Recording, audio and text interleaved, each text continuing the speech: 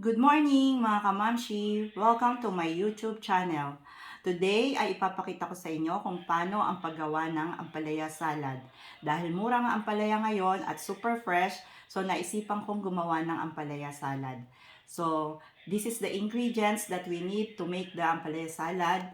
Number one is, na-chop ko na siya. So, syempre ang main ingredients ay ampalaya, hiniwa ng maliliit, at binabad ko siya sa tubig na may asin para ma-remove yung ampalaya niya, yung pait niya. So, ayan, very crunchy pa siya at super fresh. Meron din tayong hiniwang kamatis na tinanggalan ko na siya ng buto para may slice ko siya ng maliliit. At saka red pepper, bell pepper, eto rin, mahihiwa din siya ng maliliit. Optional lang tong green na sili na yung ordinary sili lang na pangsinigang. Yan, optional lang siya kung gusto nyong lagyan para mas maganda yung combination ng kulay.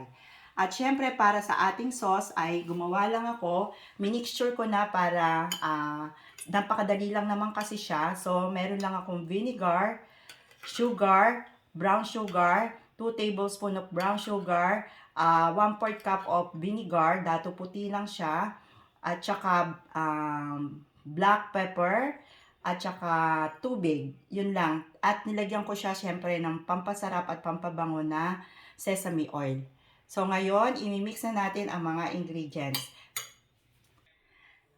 So eto na siya. Gagawin na natin. Imimixture lang natin lahat ng ingredients. So ilalagay ko na yung ampalaya sa isang malinis na bowl.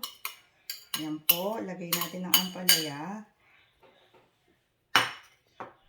Then, yung mga another ingredients, yung ating bell pepper, nilagay ko siya. Tsaka yung green na sili na ordinary lang, optional. At tsaka yung kamatis. Mix lang all together. At syempre, ilalagay ko din yung sauce niya na na-mix na. So, ayan po. Nilagay ko lang yung sauce. Then, ito-toast lang natin siya ng mild na pag-toast, pailalim, pataas.